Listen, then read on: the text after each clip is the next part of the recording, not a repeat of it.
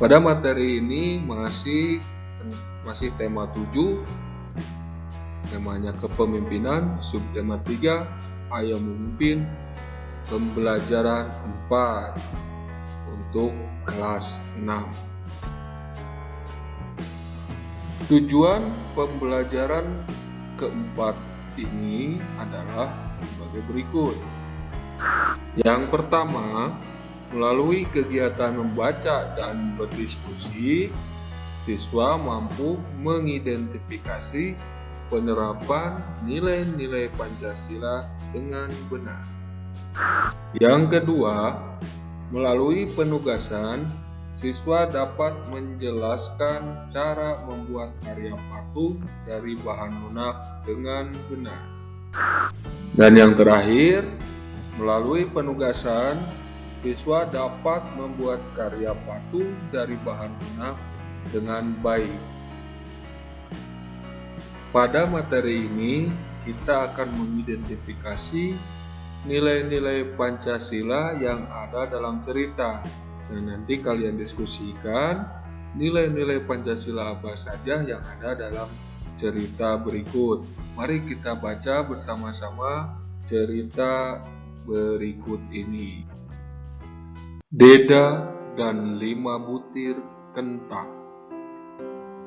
Dahulu kala ada seorang pencari kayu bakar bernama Deda. Dia hidup bersama istri dan ketiga anaknya. Mereka keluarga miskin yang tinggal di sebuah gubuk sederhana. Sudah seminggu ini hujan turun dengan lebat. Deda pun tidak bisa ke hutan untuk mencari kayu bakar. Istri Deda berkata, "Suamiku, persediaan makanan kita sudah hampir habis. Di sini hanya tersisa 5 butir kentang. Tentu saja itu tidak cukup untuk makan kita sekeluarga." "Aku tahu, bersabarlah, semoga besok tidak turun hujan sehingga aku bisa pergi bekerja. Kentang yang ada biarlah untuk makanan anak-anak saja," kata Deda. Menjelang sore hari, ada seorang yang mengetuk pintu rumah Deda. Setelah dibuka, ternyata ada seorang pengemis tua. Dia basah kuyup kehujanan. "Aku sudah berhari-hari kehujanan. Aku juga kedinginan dan kelaparan. Bolehkah aku meminta sedikit makanan?" tanya pengemis tua itu. Deda kasihan melihat si pengemis, namun dia juga tidak mempunyai banyak makanan. Deda bermusyawarah dengan istri dan anak-anaknya. Akhirnya mereka bersepakat untuk memberikan sisa makanan kepada si pengemis. "Baiklah, kami akan memberikan 5 butir kentang kepadamu.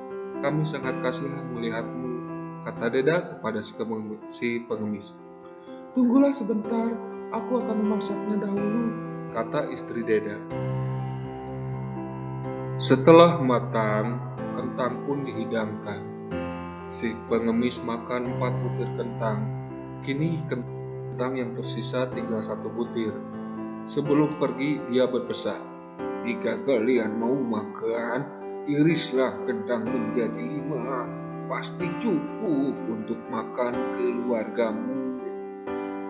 Deda pun mengiris kentang itu menjadi 5. Ternyata kelima irisan kentang itu berubah menjadi 5 butir kentang yang utuh. Jika sebutir kentang diiris 5 lagi, tiap irisannya akan menjadi 5 butir kentang lagi. Begitu seterusnya. Kini Deda dan keluarganya tidak pernah kekurangan makanan lagi. Deda juga membagi-bagikan kentangnya kepada tetangganya. Oke, sebelum dilanjutkan, coba kalian diskusikan nilai-nilai Pancasila apa yang ada dalam cerita tersebut. Ayo, pikirkan. Bagaimana? Sudah? Nah, kalau sudah, coba kita identifikasi bersama-sama. Mari kita perhatikan tabel hasil identifikasi penerapan nilai-nilai Pancasila apa saja yang ada dalam cerita tadi. Tadi dalam cerita ada peristiwa menolong pengemis yang datang ke rumah Deda. Nah, itu masuk ke dalam nilai ketuhanan dan nilai kemanusiaan. Sila keberapa? Sila ke-1 dan ke-2. Selanjutnya ada nilai kerakyatan, itu sila ke-4. Dalam peristiwa apa tadi dalam cerita? Yaitu peristiwa ketika Deda bermusyawarah bersama istri dan anak-anaknya apakah akan memberi makan pengemis tadi, ya. Itu termasuk ke dalam nilai kerakyatan. Selanjutnya ada nilai kemanusiaan. Nah, dalam peristiwa apa? Yaitu dalam tadi peristiwa bahwa keluarga Deda membagikan kentangnya kepada tetangganya. Berbagi kentang dengan tetangga itu termasuk nilai kemanusiaan. Berbagi makanan apa saja itu termasuk nilai kemanusiaan. Selanjutnya ada nilai keadilan sosial, sila ke-5. Itu peristiwa bahwa Deda ini termasuk orang yang bekerja keras untuk mencari kayu bakar demi menghidupi atau mencari nafkah untuk keluarganya. Dan terakhir ada nilai persatuan, sila ke-3. Apa itu? Keluarga Deda sepakat di situ ada persatuan, memberi makan kepada pengemis. Keluarga Deda sepakat memberi makan kepada pengemis, itu termasuk nilai Pancasila yang sila ketiga, yaitu nilai persatuan. Nah, sekarang kalian sudah mempelajari dan mengidentifikasi nilai-nilai Pancasila apa saja yang ada dalam cerita tadi. Selanjutnya, sekarang kita menentukan nilai-nilai Pancasila dalam cerita rakyat. Nah, cerita ini kalian bisa unduh nanti di linknya disediakan di deskripsi. Kalian unduh, kemudian baca, diskusikan, terus tentukan nilai-nilai Pancasila yang ada dalam cerita rakyat tersebut yang berjudul Ki Wijil, ya. Cerita Ki Wijil, nanti kalian download, unduh dokumennya di link yang sudah disediakan di deskripsi. Nah, hasilnya nanti kalau sudah selesai dikirimkan hasil diskusi kalian tentang nilai-nilai Pancasila yang ada dalam cerita rakyat tersebut.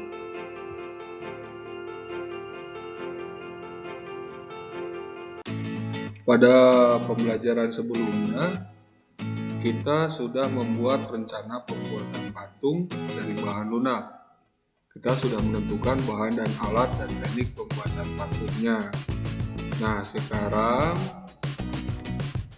kita akan membuat patung dari bahan lunak.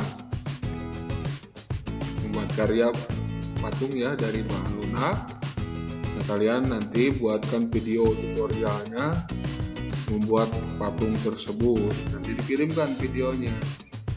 Nah, alat dan bahannya sebagai berikut.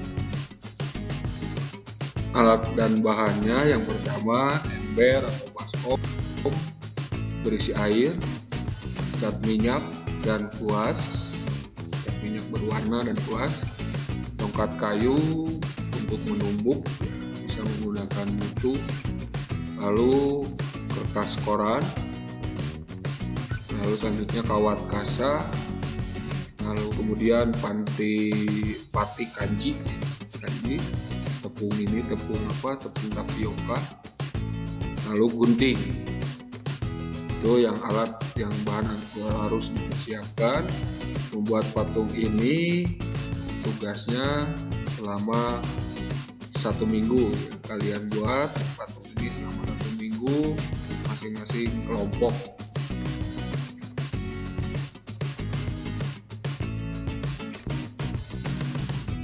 Berikut ini adalah langkah-langkah membuat patung dari bubur kertas. Nah, rencananya kan sudah akan membuat patung manusia dari bubur kertas. Yang pertama, kita buat kerangkanya dulu dari berbentuk manusia menggunakan kawat kasa. Kalian bisa cari kawat kasa di toko-toko besi. Kawat kasa itu yang bagaimana? Kalian bentuk patungnya, kerangkanya dari kawat kasa tersebut berbentuk manusia. Yang kedua, kita siapkan kertas koran atau kertas bekas, potong-potong menjadi kecil dan masukkan ke baskom atau ember yang sudah kita persiapkan. Selanjutnya, kertas yang sudah dipotong-potong tadi direndam menggunakan air dalam ember atau baskom hingga lembek. Kemudian ditunggu kertas koran tadi sampai halus. Langkah selanjutnya, kita campur kertas koran yang sudah halus tadi dengan tepung kanji sebagai perekat. Kita aduk sampai menjadi bubur kertas, atau bisa juga dicampur dengan lem putih atau lem fok, lem kayu ya. Kalau tidak ada tepung kanjinya, diaduk-aduk sampai merata dan sampai halus dan menjadi bubur kertas. Langkah selanjutnya, kita tempelkan bubur koran pada kerangka kawat manusia yang tadi telah dibuat sampai melekat dan sampai membentuk sesuai dengan bentuk patung yang kita rencanakan atau yang kita inginkan. Setelah menempel dan berbentuk sesuai yang kita rencanakan, kemudian dikeringkan ya, sampai benar-benar menempel pada kawat si bubur kertas tadi. Langkah selanjutnya, jika sudah kering patung tadi, kita warnai dengan cat minyak yang sudah disiapkan. Warnai sesuai dengan keinginan kita ya. Alhamdulillah, sekarang patung dari bubur kertas sudah jadi dan siap dipajang. Terima kasih. Jangan lupa tugasnya dikerjakan. Tetap semangat. Sampai berjumpa kembali di pembelajaran kelima. Akhirul kalam. Assalamualaikum warahmatullahi wabarakatuh.